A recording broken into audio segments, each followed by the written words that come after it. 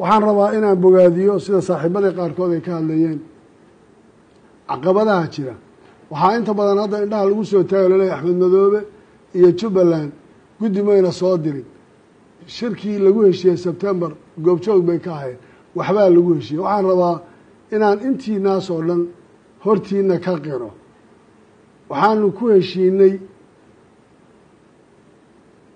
heshiiskii aanu ku galay 17 September wuxuu ahaa in la qabto doorasho technically aan isla sheegnay sida ay tahay state walba laba gobood lagu qabto guddi la sameeyo 3 guddi heer state heer federaal iyo guddiga xalinta khilaafaadka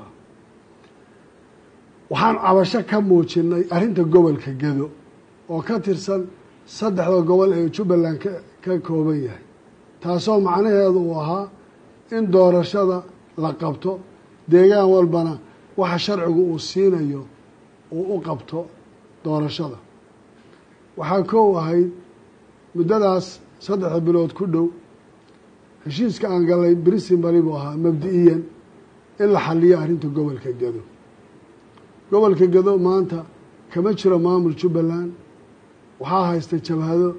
iyo maleesiyaad ciidana oo loo diray waxaad kala socon kartaan media maalin walba jawaabaha laga bixiyo iyo dadka ka hadlaya ma jiro hal mas'uul oo Jubbaland ka soo jeeda oo mas'uulka oo gobolka jooga calaamada la isticmaalayana waa tii Jubbaland waxaan dawladda in badan kaga hadalay arrinta hal la xalliyo dib u heshiisiin bay u baahan tahay waxay u baahan tahay dawladdu inay maamulkii ku soo wareejiso dadkii maamulayay maamulkii Jubbaland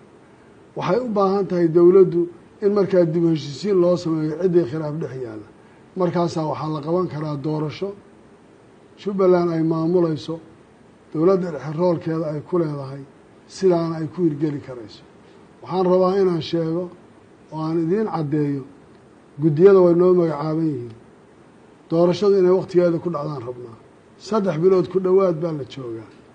maxay qabatay dawladda federaalkii ileen iyadaa gobolkii gacanta ku haysa maxaa go-aanay soo jeedisay ma ka gaadhay inay ciidamadii ka bixiso ma ka gaadhay dib u heshiisiin in la qabto ma ka gaadhay Jubbaland inay maamulkeeda ku soo wareejiso aan idin weydiiyo